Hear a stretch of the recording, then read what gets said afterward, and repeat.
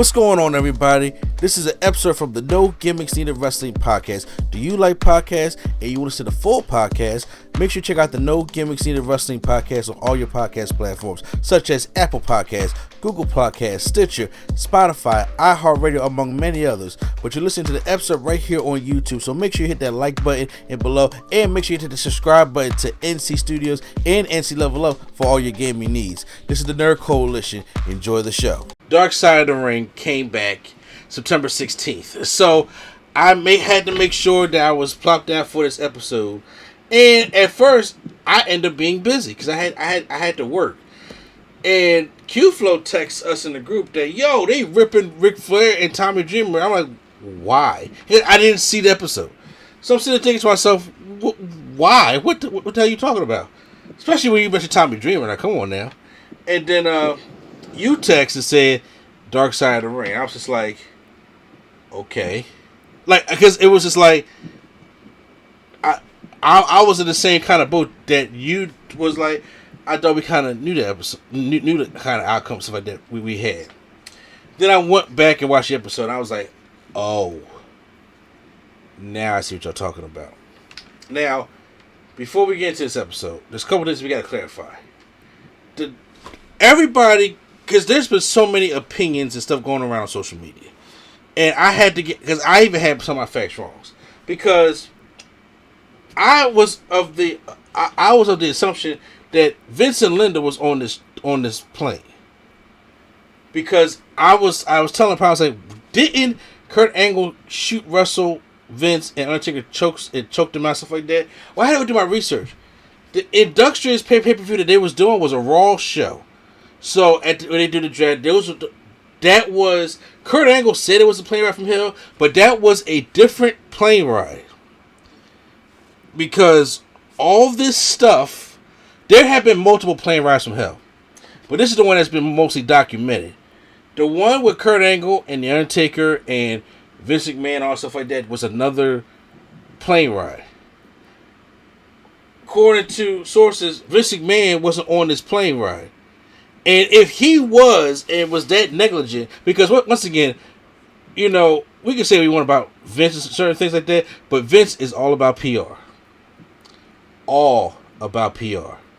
Whether you want to think so or not, Vince is all about PR, and half that shit ain't going down when the boss is there when it comes to PR.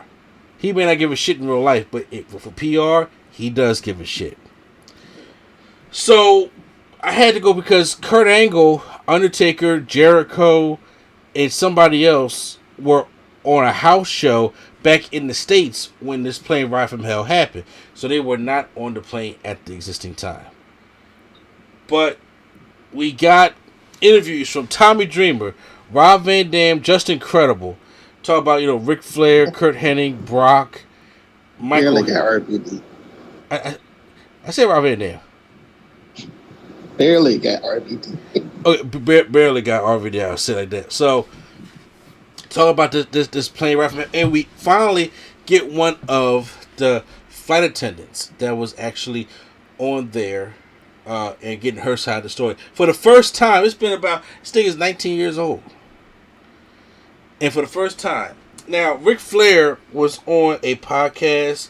What was the name of that podcast? It had that weird name to it. Do you remember what the podcast was, Brian? I didn't even know Ric Flair did podcast. Well, he was talking to this girl about this podcast.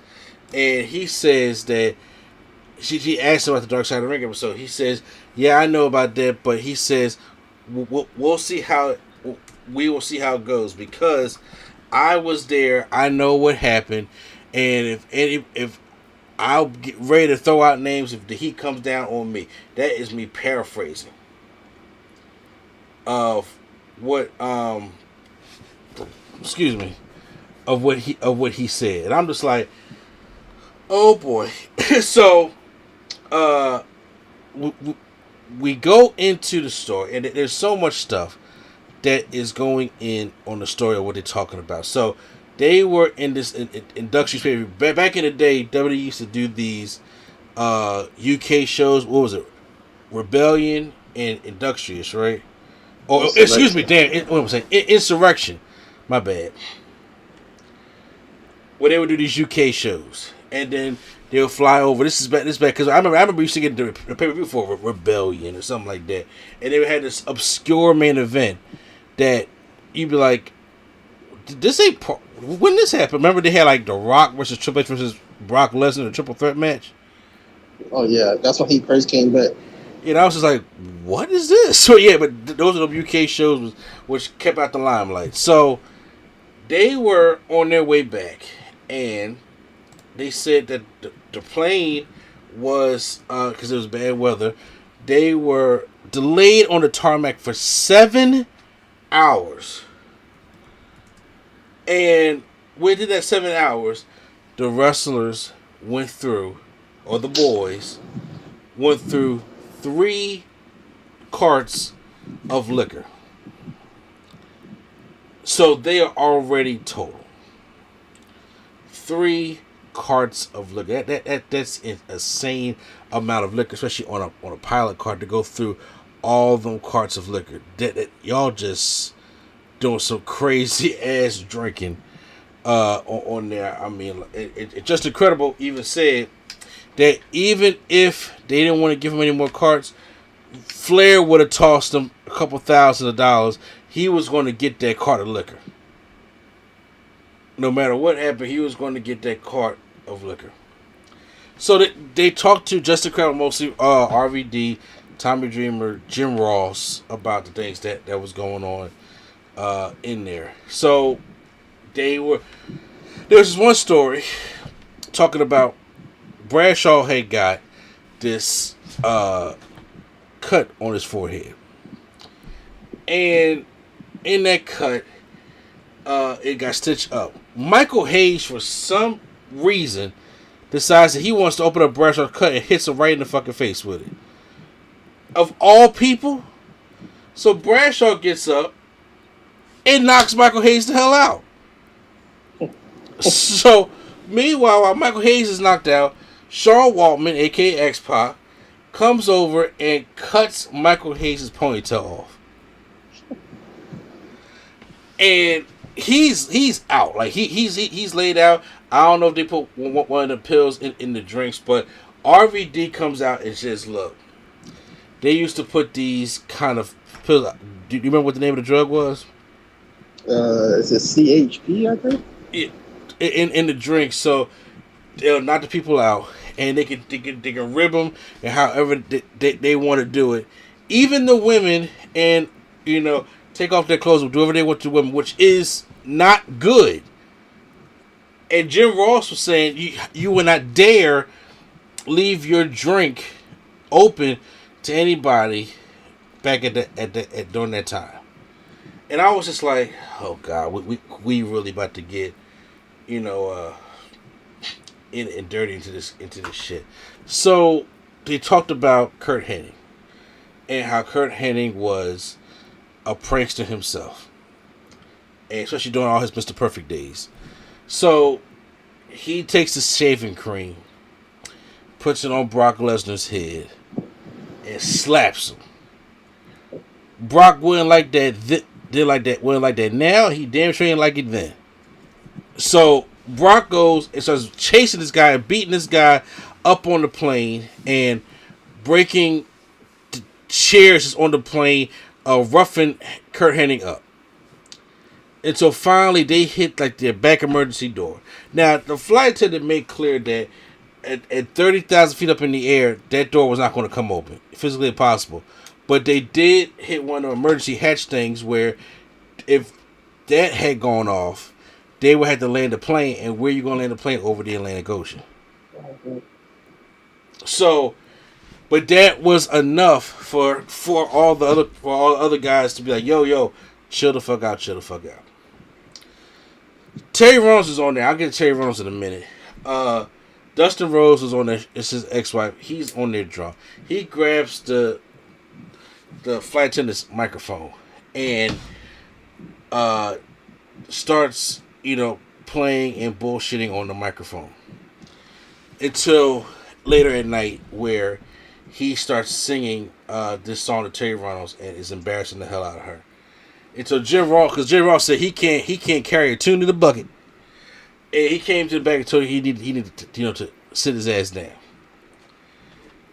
And these were the different stories that were just going on that they was talking about in the Playoff from Hell. Scott Hall's already passed the fuck out from all that drink because we already know that they weren't doing no favors bringing Scott Hall back in the first place, especially bringing him on that trip, especially after they knew all his substance abuse problems. Now, before we get into the problem is like how you taking it so far. Talk about the whole thing so far. Yeah, but before we get into you know who. Well, no, the whole thing so far, I'm kind of like, okay, I know this story. I kind of know where this is going. I know this. So at this point, I'm like, okay, I see they getting into it. So I'm kind of just waiting on what's about to happen. So then they talk about Ric Flair,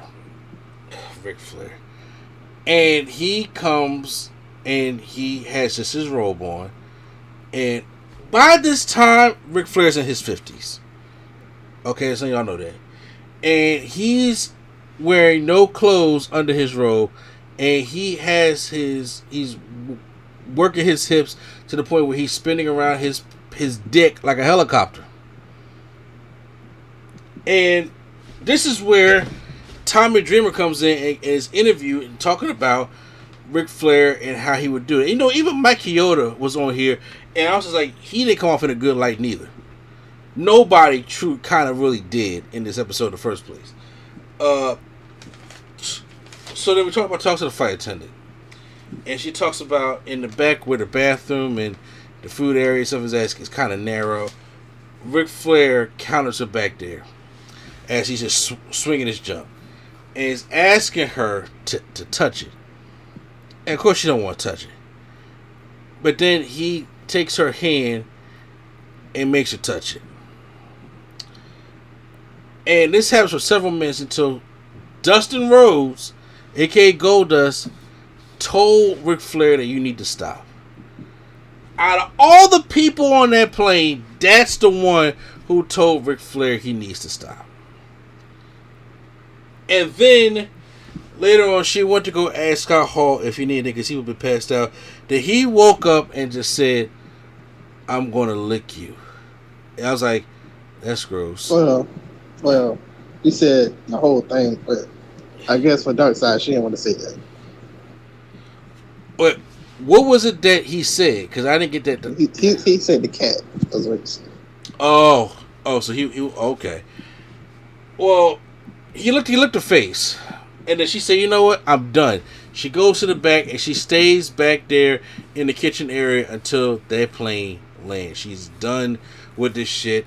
When they get off, they find syringes and tobacco spit from Dustin in one of the seats, and just alcohol. The plane is trash. And JR even said that if an FBI agent came off, the FBI would have been waiting for us if they had known what we did on this plane or trash this plane. So the flight attendant lady goes and she wants to comes out a couple years later. Her and another flight attendant want to press charges, but they have a settlement outside of court for a certain amount of money. This is where Tommy Dreamer goes left for me. I don't have word for word what Tommy Dreamer said, but this is what Tommy Dreamer said. I'm paraphrasing here. At no point will Ric Flair try to force himself or any kind of woman or any kind of situation like that and become a sexual predator of anything like that. And this is Ric Flair, this is what he does, and it was a joke. And it looks like somebody, as he rolled his eyes, got offended by his joke. Or somebody got offended by it. And he said, so if you wanted to put this person in jail, I wouldn't have settled it out of court. I would have forced it to the heaviest extent of the law and make sure that this monster is in jail. That's paraphrasing, and what I'm doing and what I'm saying is not giving it justice of how Tommy Dreamer delivered that line and how he looked when he said that. I was dumbfounded.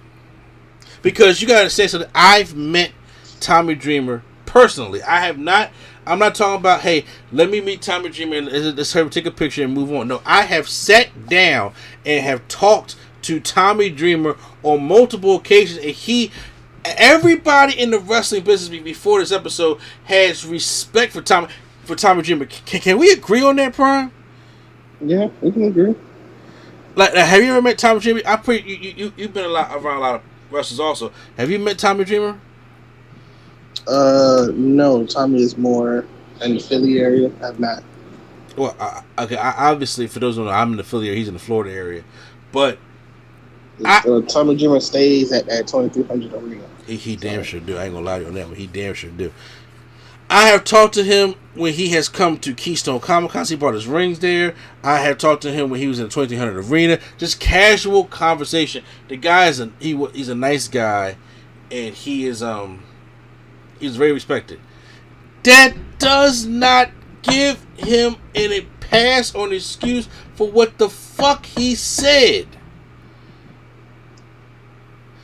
What he said was absolutely crazy. It's victim shaming. It's so many things. Like, so Impact had to finally do something about it, because he gave Impact a bad look, and they had to suspend him. And I'm surprised that Impact ain't fire him. I am surprised.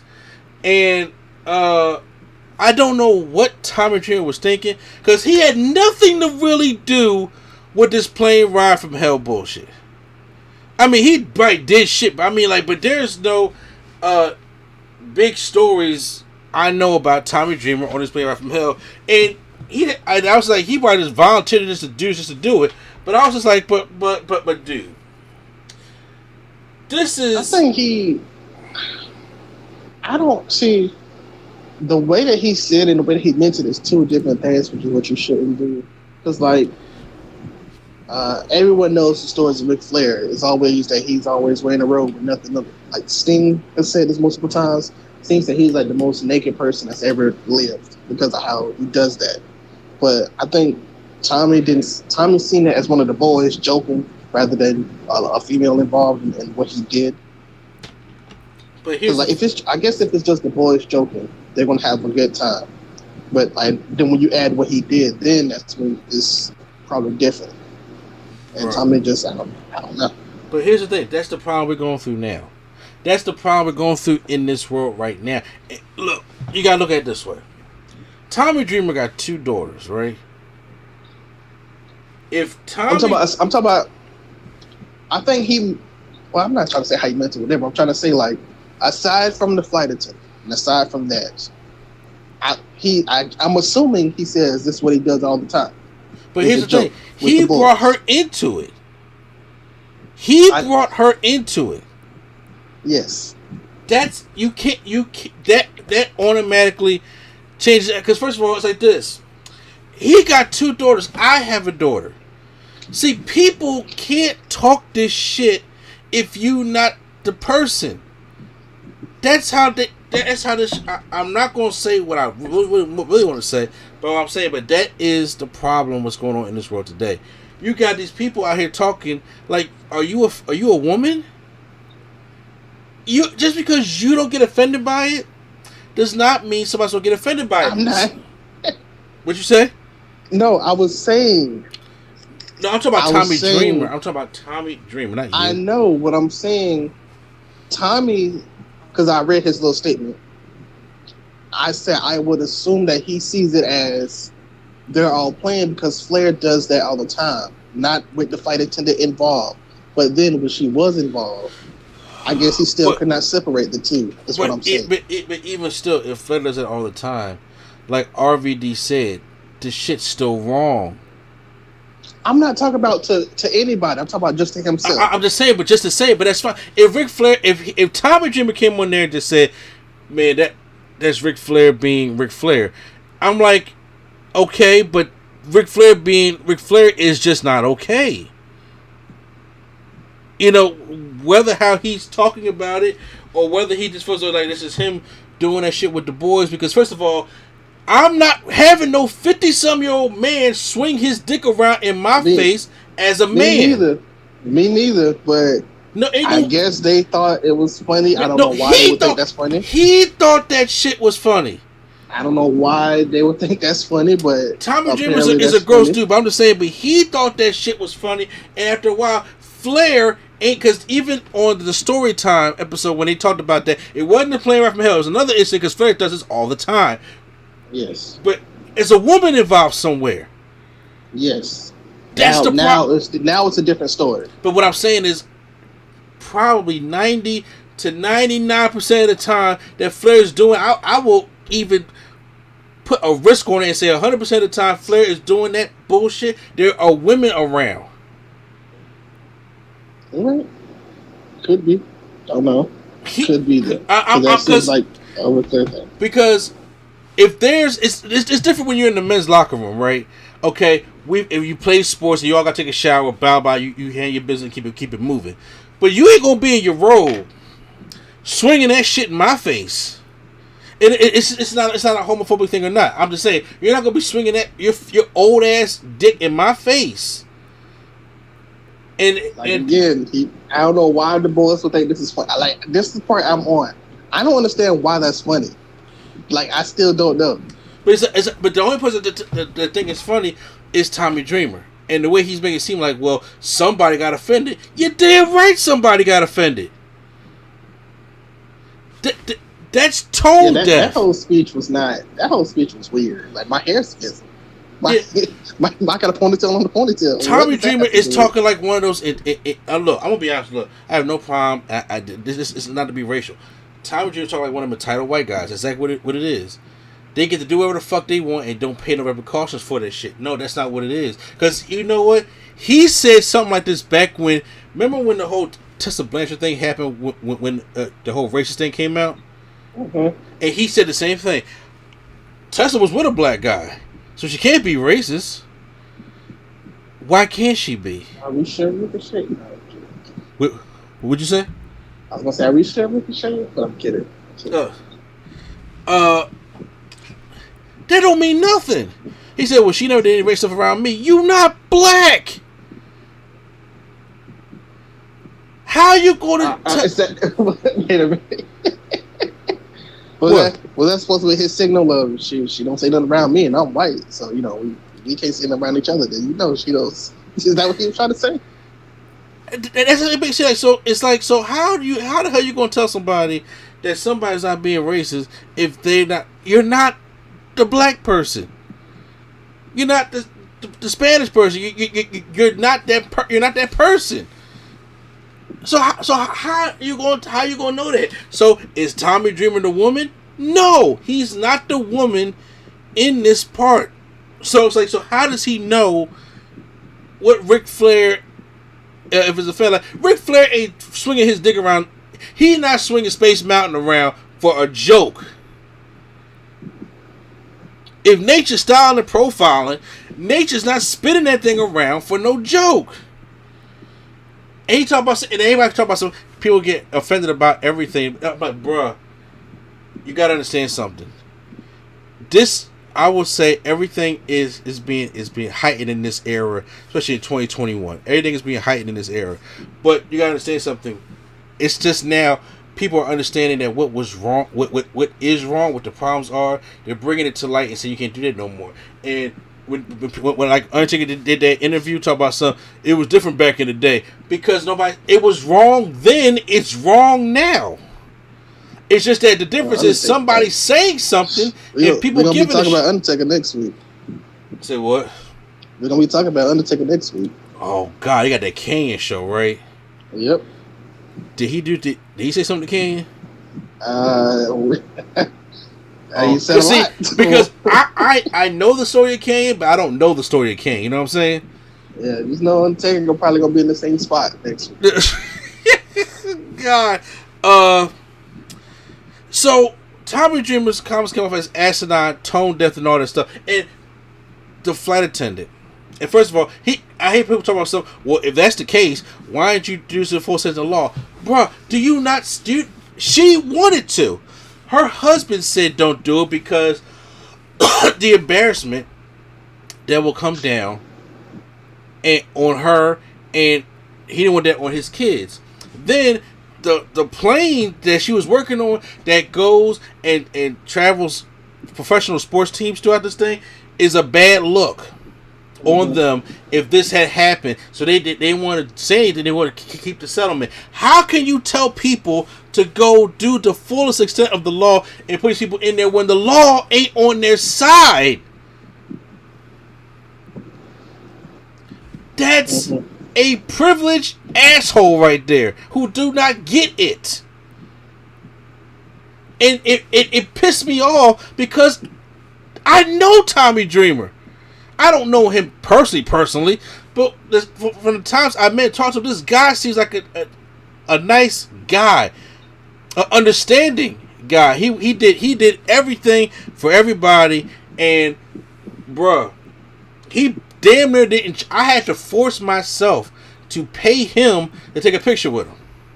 That's how humble he was to us and the people that was in there.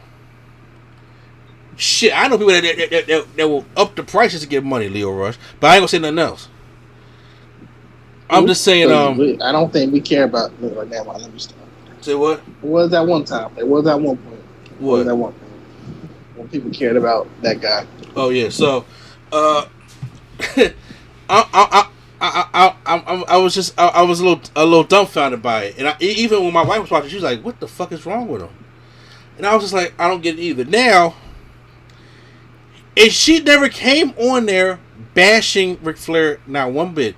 She even gave him a compliment in the beginning, talking about how he was nice to them and flirtatious with them. But then, this is what the shit that happened. She never come on there and talk about something. He should be fired, be reprimanded. She just told them the story of what happened. So then, JR says, well, we fired Kurt Hennig. We fired Scott Hall as soon as the thing landed because Scott Hall could not wake up from his drugged-out coma, so Justin Credible had to put him in a wheelchair with sunglasses on like Weekend at Bernie's to get him through customs. So yeah, that guy was out. So then you ask yourself, the narrator says, so you did all this. Oh, and he didn't fire Dustin because he felt as though that would have been too harsh. We did suspend him because he was. Nah, they did. What did they what? Fired him? Yeah. No, he was there. They either suspended him and then fired him, but he did get fired from this incident. No, that was because remember 2002. This happened 2002. 2002 is when he started doing the whole. Yes, they gave him the Booker T thing as punishment. Then after the Booker T thing, they fired him. I don't see how Booker T is punishment. To be honest with you, because he loved that tag. Well, they tried to. Well, you know, it's not in the mainstream. I don't know. But anyways, because they did fire him from this, and then that's when he went on his Black Reign. Yeah, the Black the TNA, right? Yeah. Yeah. So okay, but the narrator says, so how come all this stuff happened and nothing happened to Ric Flair? And JR was quiet for a minute. He just straight without even blinking an eye. He straight said, because Ric Flair's a made man. He told the truth. That's what it is. He's a made man. This happens in sports and any kind of high profile stuff all the time. There is a privilege of being a superstar in Hollywood or in sports. There is. Ric Flair was the made man. Ric Flair he's gonna get away with that shit. Mm-hmm. He brings money to the company. He sells tickets. He's Ric Flair. Mm-hmm. He does. It's the same thing when you see Michael Jordan get away with a lot of shit because he's Michael fucking Jordan. It's just the way it is. I still don't think he did anything Ric Flair did. Who, Michael Jordan? Yeah. No, I'm not saying he did. I'm not saying any of the big names I mentioned. But I'm saying if he did, more than likely he would get away with it. But Flair, I could have sworn he quote unquote lived the character, so I thought it was known that he was doing this stuff or or close to doing all this. Well, here's the thing: it is known, but it's once again that things come back into the light, and sometimes it's just like how people didn't know that Snooker was a murderer. Exactly. Things come back. First of all, Snooker was gone for 30 years. When that guy wrote that article, and then all of a sudden it just came back up, and the next thing you know, he was being convicted now. Finally, 30 years later, it's how this stuff happens. The truth is never going to go silent for so long. And it just came back up into the light, and now this whole Ric Flair thing came back up, and it was just like, hold on. Because if I'm Tony Khan, I'm not hiring Ric Flair right now. Mm-hmm. I'm not hiring Ric Flair. Ric Flair is going to bring negative press to AEW when AEW is on the right track right now. And they don't need none of that. Tony Khan has not hired Tessa Blanchard. Tony Khan has banned Hogan and his wife from AEW. He did that at the beginning of AEW. Mm-hmm. So, as much of a fan of Flair he is, or a friend of Flair he is, he'd be like, yeah, that little Horseman reunion ain't worth it right now. It's not. And probably the shit that Flair should have experienced back then, he's probably going, this shit gonna come back to haunt. He know the shit gonna come back to haunt him. And that's why he said when he said on that podcast, because he know he gonna have to take down people he could take down with him. Yeah, we was all doing it. You know what I'm saying? He may call himself just incredible, had his dick down. Like, no, it don't matter. That's what it was. And even RVD was just like, hey, is anybody gonna stop this shit? Like, RVD didn't come off really that great neither, but he didn't come off as worse as Dreamer, Mike Chioda, or any of them came off, because Mike Chioda just laughed it off like it's just the boys being the boys. Like, no, it's not. That ain't right. The shit you doing ain't right. And RVD was sitting there saying like, yo. See, but that's the thing though. It was never right, and that was just their what do you call it? Excuse for it? Yeah, but see, even RVD wasn't even making excuse. RVD said, it wasn't right then. Yeah, it was never right, like ever. But I'm saying, but back then, right. They didn't look at it as not being right. They looked at it as it just being the boys. Yeah, that was always their excuse that they tell themselves, and they still tell themselves that excuse to this day, and they don't even see that it's not right. And I think that's where Tommy Dreamer messed up at. And he did. It's like, but it's like they tell them, like, if someone was to tell them that it's not right, they would be the ones that's offended, because they were like, it was like they don't see it that way, and it's weird, but they don't see it that way. It's like you tell me something I've been doing for 30 years is not right. Well, you know what? Not, but they don't. They don't see it. They be wanting to think that they right. I am under the impression, and from what I have learned in my life, is that if it don't bother you, you're not going to learn from it. Pretty much. And that's the true thing. If racism don't bother you, how you going to learn from it? If sexism... It'll make you uncomfortable. Yeah, but if sexism doesn't bother you, how are you going to learn from it? You're not going to learn from anything unless it makes you uncomfortable. And if you don't want to be uncomfortable, then you're not going to learn anything. Yep. That's the God's honest truth. Anything you have to learn, it's like this. Say if you had to learn, when you're in school, and you have to learn about the Holocaust, right? Mm-hmm. It makes you uncomfortable. You know why? Because it was a dark period in history, was it not? It was. You learn about the Titanic. Mm-hmm. It's going to make you uncomfortable because you're talking about hundreds of people dying in the water. It's going to make you uncomfortable because you have to learn the truth, because it was a dark period. That's what especially especially when WWE saved America. Say America. Look, if you want to like truly learn about 9/11, it's uncomfortable.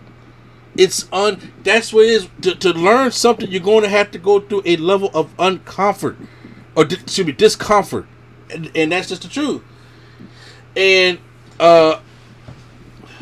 people like Tommy Dreamer right now who make comments like this are clearly tone deaf of what's going on. Now he claimed that he made a statement, apologizing because it's PR. That's what he had to do. Whether he meant it or not is what he had to do, because he probably looks at it like he said. I paraphrase it. Say I didn't mean to victim shame anybody. Yeah, you did. Yes, you did. And the stuff that this lady was going through, and it's like you're telling her all the shit that she needs to, what she should have did to Ric Flair if he was truly a monster. I mean, bro, I'm scared to know what are the stories that we don't know. It's a lot. It's a lot. So look, next week when it comes to that Kanyon episode, I am very curious because I know Kanyon had a lot of issues. I know Kanyon was a homosexual, and I know if they found out about that. Like I said, I ain't know if I thought his secret came out after he died. No. So that's why I was like, I gotta go back. I gotta really listen to, the Kanyon thing. So you gotta, I'm telling you, Undertaker. The people gonna be like, and this the man y'all love so much. Undertaker about it. Because I think I thought I heard people saying Ric Flair about to get it again next week. I'm about to say, what Ric Flair got to do with Kane? Not. He could, but not. I don't think not like Undertaker. Only reason I say Undertaker is because he wanted to be private, but to the boys, he said I have to let the boys know, and he didn't want to let the boys know because he thought he was going to get buried on the card. Mm-hmm. And he let the boys know, and turns out, yes, he got buried on the card just because of that. Just because of his reason. Oh, him and DDP got buried bad.